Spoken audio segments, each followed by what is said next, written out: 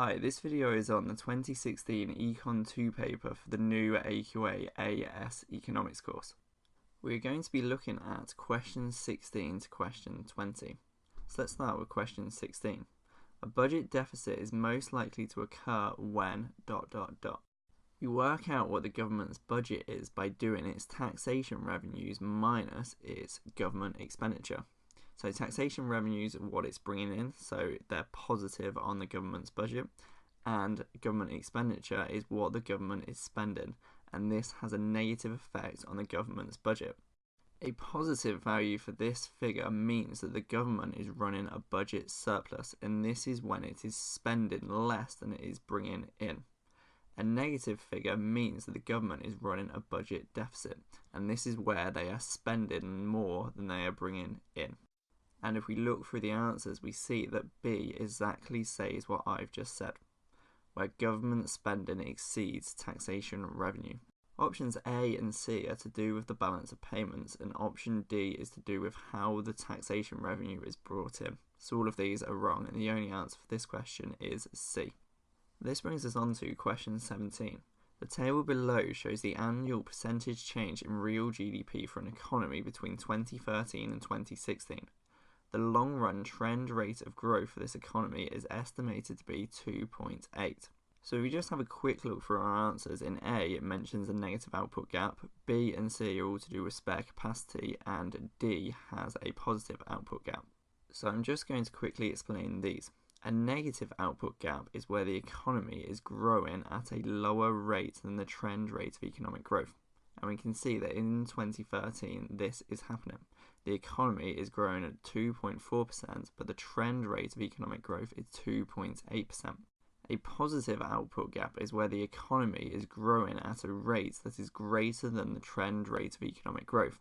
And if we look at our data, we see that this is happening in 2014 and 2016.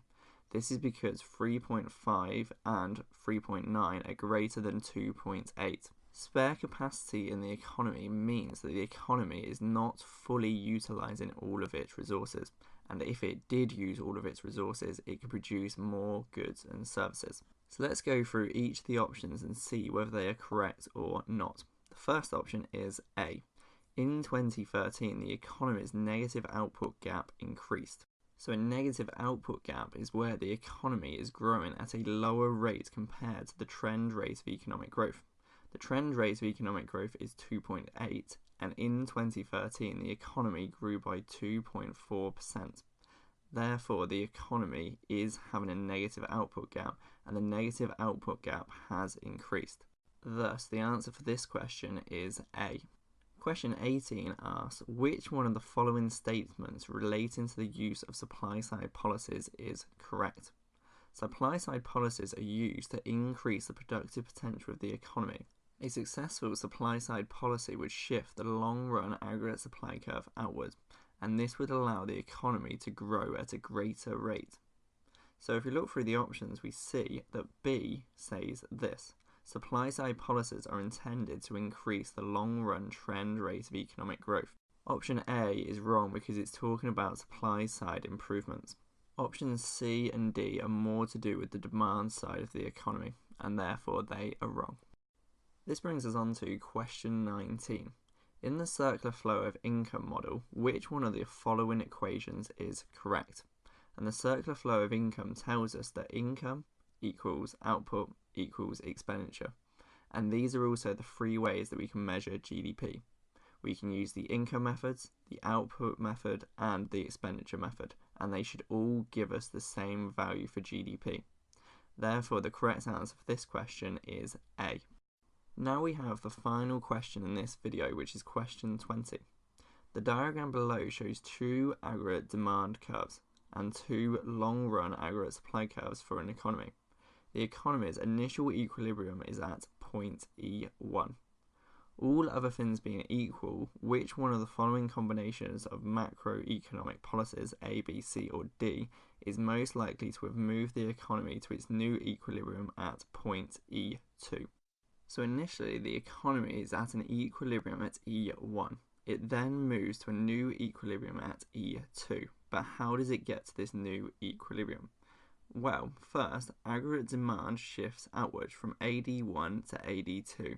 The second effect causing the economy to move from E1 to E2 is that the long-run aggregate supply curve shifts outwards from LRAS1 to LRAS2. So in the answer, we're looking for something that shifts aggregate demand outwards and the long-run aggregate supply curve outwards. The two variables that are given in the answer are monetary policy and fiscal policy. In order for aggregate demand to shift from AD1 to AD2, we are looking for either expansionary monetary policy or expansionary fiscal policy. An example of an expansionary monetary policy would be a reduction in interest rates. If the monetary authorities of a country were to reduce interest rates, it would cause aggregate demand to shift outwards. It would cause consumption to increase, investment to increase. We cannot say what effect it will have on government expenditure, and it would also affect imports and exports. It would affect imports and exports because the exchange rate would be affected by the reduction in interest rates. If interest rates fell, it would cause the exchange rate to also fall. This is because hot money would be changed into other currencies in order to obtain a greater return. And as there's less demand for the domestic currency, it means that the price of that currency will fall and the exchange rate of that currency will fall. A fall in the exchange rate makes imports now relatively more expensive and exports now relatively cheap for foreigners. This causes aggregate demand to shift outwards. I briefly mentioned this earlier, but a reduction in interest rates will cause investment to rise. This is because firms are able to obtain finance cheaper, and this increases the incentive for firms to invest. A firm could invest in training its workforce, it could also invest in new and more efficient machines, it can also invest in new plants, and some of this investment may lead to productivity increases. If firms increase their productivity because of this investment, it would cause the long-run aggregate supply curve to shift outwards. This is because if productivity rises, it means that a country or an economy is able to produce more goods and services for the same amount of imports. An example of an expansionary fiscal policy that would cause aggregate demand to shift outwards would be a decrease in taxation or an increase in government expenditure.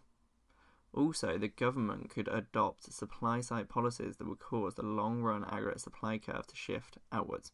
So now we just need to look at the four options and see which ones of these would cause the effects that we see above. So if we look at option B, we see that the monetary policy is a reduction in interest rates. This has both the desired supply side effect and also the aggregate demand effect. If we look at the fiscal policy, we see that it is a reduction in direct taxes. These are taxes on consumers and firms, so it would be income tax for consumers and corporation tax for firms. If the government was to reduce income tax, it would mean that consumers would have more disposable income, and this would increase consumption. This would cause aggregate demand to shift outwards. Also, if the government was to reduce corporation tax, it would mean that firms would have more money left over, and this money can be used to invest, and this would increase the productive potential of the economy, thus shifting the long-run aggregate supply curve outwards. Therefore, the answer for this question is B. There are videos for the rest of this past paper, and you can find these on YouTube. Alternatively, you can click the link in the description below, which will take you through to the website.